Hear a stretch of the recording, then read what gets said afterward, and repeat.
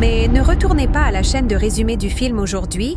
Je vais raconter l'histoire du film dramatique et biographique historique intitulé Marie-Antoinette. Alerte spoiler ci-dessous. Le film commence avec le narrateur disant que pour qu'il y ait une alliance qui fonctionne entre l'Autriche et la France, Maria doit épouser le prince de France et devenir la reine Marie-Antoinette. La princesse d'Autriche se réveille dans son palais et se prépare à voyager en France. Sa mère l'avertit de prendre soin d'elle et d'obéir à son mari lorsqu'il arrivera au palais. De France, Maria prend son petit chien et se rend avec ses compagnons à la calèche, suivie de tout son entourage, après des jours sur ce long voyage. Ils arrivent en France, où ils sont accueillis par une fête de bienvenue présentée à leur hôtesse, qui lui demande de dire au revoir à ses affaires de Vienne, y compris son chien de compagnie, les employés de la marine, une nouvelle robe, puis ils commencent le chemin vers la cour de France, et dès qu'ils arrivent, elle rencontre le Premier ministre de Westminster. Elle le remercie pour la courtoisie qu'il dit être très heureux de partir vivre en France. Le Premier ministre présente Maria au roi Louis XV, qui l'accueille et lui présente son fiancé Louis XVI. Elle le salue et le serre dans ses bras. Ensemble, ils se rendent au palais où Maria est reçue par un large public qui la fixe du regard depuis le carrosse jusqu'à la porte du palais, ce qui la rend très nerveuse. Elle fait un tour à l'intérieur jusqu'à ce qu'elle atteigne enfin sa chambre. La scène suivante montre Marie-Antoinette acceptant d'épouser Louis XVI. Après la cérémonie, ils ouvrent la porte banquet de mariage avec leur première danse ensemble qui génère les applaudissements de toute la salle. Le roi porte un toast à sa bénédiction au couple, souhaitant que tout se passe bien pour eux dans leur célébration. La cérémonie se termine avec le couple au lit recevant une bénédiction religieuse. Mais demain, ils sont informés que le mariage n'a pas été consommé. Maria se réveille avec l'hôtesse et plusieurs employés qui s'inclinent devant elle. Elle reçoit toutes les informations sur la façon dont elle doit agir, ayant ses privilèges de comtesse de l'Aube, mais Maria trouve ces traditions ridicules. Le couple va ensuite à leur premier petit déjeuner, où elle entame une conversation avec lui à propos de son passe-temps, dissétaire, mais il ne lui prête pas beaucoup d'attention. Après, Maria va à l'église ou pendant la messe. Sa femme de chambre se fait gronder Diane, l'hôtesse, pour avoir ri d'une dame qui était presque en train de tomber de sa chaise. À cause de tant de sommeil à la fin de cet après-midi, la famille royale se réunit pour un dîner où ils étaient accompagnés de Madame du Barry-Maria, demande à Anna qui est-ce et elle répond naturellement qu'elle est l'amante du roi. Tout le monde à table. On parle de Louis XVI et de Marie et on se demande combien de temps durera ce mariage. Dans la scène suivante, Louis part à la chasse avec ses amis et à son retour, Mary signe pour lui. Mais il dit bientôt qu'il est très fatigué. Le lendemain, Mary rencontre Flore. Il lui apporte un message de sa mère lui demandant d'arrêter de faire de l'équitation car cela peut provoquer la stérilité. Il parle également de ses grands espoirs, de voir son alliance matrimoniale scellée avec un de leurs enfants le plus tôt possible. Les gens laissent une fleur en tête, mais laissent une lettre écrite par la mère où elle reproche à Maria de ne pas pouvoir inspirer son mari, c'est-à-dire d'avoir un fils, ce qui pourrait affecter l'alliance entre la France et l'Autriche qu'ils formaient cette nuit-là. Maria essaie une fois de plus d'approcher Louis, mais il refuse et lui dit bonne nuit le lendemain. Maria Luisa et certains de ses amis sont ensemble en train de boire quelques verres. Pendant ce temps, la mère de Maria lui écrit qu'elle devrait être vigilante par rapport à la maîtresse du roi, Madame du Barry. Maria continue le mépris de Berry, veut toujours se retrouver dans un environnement, mais elle, ou le point de vue florissant, il prévient que si elle continue à snobber Berry, cela donnera l'impression qu'elle critique publiquement une décision du roi. Il lui recommande de commencer à parler à la madame car cela lui ferait du bien de recevoir les bénédictions du roi dans la scène suivante. Maria et Louis s'approchent du roi de Berry après s'être inclinés devant le roi. Maria dit quelques mots gentils à Barry. Pourquoi plaire au roi la madame juste après Maria Cork? Louis qui espère que c'était la dernière fois qu'il parle. Quand Berry, plus tard, fleure dans son esprit, raconte à Maria la crise qui se produit entre la Russie et la Pologne et que sa mère espère qu'elle pourra bientôt avoir un enfant pour apaiser la situation, puis Fleur-Mère parle au roi qui dit qu'il n'a pas l'intention de couper les liens entre l'Autriche et la France. Louis dit qu'il se sent également inquiet de l'incapacité de son fils à approcher Maria afin qu'ils puissent avoir un bébé et décideront de là. Le médecin est appelé pour examiner les deux. Maria reçoit une nouvelle lettre de sa mère, lui disant qu'une de ses sœurs vient d'avoir un enfant et que l'autre s'est remariée. Sa mère insiste sur l'importance d'avoir un enfant pour consolider la relation entre les deux. À la fin de la nuit, le couple royal tente de faire l'amour, mais cela ne se fait pas rapidement et s'endort. Au petit déjeuner, ils reçoivent la nouvelle que le beau-frère de Maria vient également d'avoir un enfant. Le couple les félicite, mais aussi heureux qu'ils soient. D'un côté, Maria a le cœur brisé et se rend au Maria commence à faire du shopping, à manger de la malbouffe, à jouer à des jeux et à faire la fête avec les autres membres de la cour. Ses amis lui proposent d'aller à Paris pour un bal.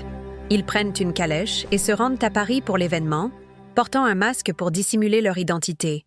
Ils passent tous un bon moment à la fête, dansant, chantant et buvant. Maria garde un œil sur un homme dans la salle de bal et est bien consciente de sa présence. Il s'approche d'elle et ils ont une conversation rapide. Il se présente comme le conduire. Oui, mais quand il lui demande son nom, elle s'éloigne plus tard. Maria Luisa retourne au palais et est informée que le roi est malade de la variole. Le parrain fait savoir à Louise qu'il ne peut pas donner la bénédiction au roi, car il a toujours une amante malade dans son lit. Le royaume écrit une lettre à Madame du Barry, coupant sa relation avec elle, puis il demande à la voir, mais on lui dit qu'elle n'est plus au palais. Quelque temps plus tard, la nouvelle que le roi Louis XV est décédé est annoncée au couple royal lors d'une cérémonie. Tenue dans l'église, Louis et Maria deviennent les nouveaux rois et reines de France. Dans la scène suivante à la fête après la cérémonie, tout le monde félicite la reine Mary pour son anniversaire. Ils passent la nuit à danser, boire et jouer. Le roi Louis XVI dit à Mary qu'il est temps pour eux d'aller au lit, mais elle dit qu'elle veut qu'il regarde le lever du soleil, et il décline l'invitation. Il lui souhaite bonne chance au jeu et va dormir seul. Puis Mary et ses amis vont au lac dans le jardin où ils regardent tous le lever du soleil. Le lendemain matin, Mary se promène dans le jardin avec le jardinier royal. Cela lui fait comprendre que cet endroit a besoin de nouveaux arbres en fleurs, en forme de reine qu'elle a déjà dépensé 50 000 jusqu'à ce moment où rien n'a été dirigé vers la charité. Elle prévient qu'elle demandera plus d'argent. Le roi Louis lors d'une réunion avec ses alliés. Le roi Louis a averti que l'Amérique a besoin d'aide pour la Révolution. Il parle de la façon dont s'allier avec l'Amérique pourrait être un moyen de renforcer un message pour trouver l'Angleterre, ne vient pas demander si les finances de la France seront suffisantes pour aider l'Amérique et ses conseillers. Ils disent que le prix des impôts ont-ils augmenté un peu le reste du compte, que cette alliance avec l'Amérique aidera à renforcer l'impression que la France est le pays le plus fort d'Europe. Et moi, Édouard, une partie des fonds royaux pendant sa leçon de piano. Marie informe que son frère Joseph est arrivé pour visiter le palais avec enthousiasme. Elle l'accueille et ils boivent du thé tout en discutant si vous trouvez. Alerte sur ses choix d'amitié et sur son habitude. De jeu, il a également dit qu'il parlera au roi Louis-Joseph a réussi et a appris à Louis comment faire fonctionner son mariage. Puis le roi Louis et Marie firent enfin l'amour. Mais ensuite, Marie a conçu une petite fille nommée princesse Marie-Thérèse. Elle a bu de l'eau prise des mains de Marie-Antoinette contre sa volonté. Pour être soignée, le roi Louis donne à Marie-Antoinette la clé d'un manoir qu'elle pourra utiliser à sa guise. Avec cela, Mary est devenue une artiste illustre et a créé une scène de théâtre où elle pouvait jouer et chanter. Le roi Louis XVI a déclaré qu'ils avaient envoyé le désir des Français pour aider dans la Révolution américaine Maria. Court s'est excitée de rencontrer les soldats. Et puis bientôt, Maria se rend compte que l'un d'eux est le garçon qu'elle a rencontré à cette fête. Alors Maria et cet homme, comme si oui, commençait une romance secrète, mais après un certain temps doivent aller en Amérique. Maria est triste quand il part et demande au roi Louis de l'accompagner à Paris, mais le roi refuse l'invitation, ce qui me rend encore plus triste. Elle va dans sa chambre et continue de penser en farci. Lors d'une réunion avec les conseillers qui lui ont conseillé d'envoyer soldats en Amérique, coûte beaucoup d'argent à la France, mais il décide de continuer à les envoyer comme une démonstration de force. Maria et ses amis parlent des rumeurs qui circulent à propos de Maria dans les journaux, pendant qu'elle décide de faire quelque chose pour aider à la crise de la faim dans le pays. Mais la scène suivante, Maria reçoit la nouvelle que sa mère est décédée. Maria conçoit un fils, un garçon qui serait l'héritier de la France.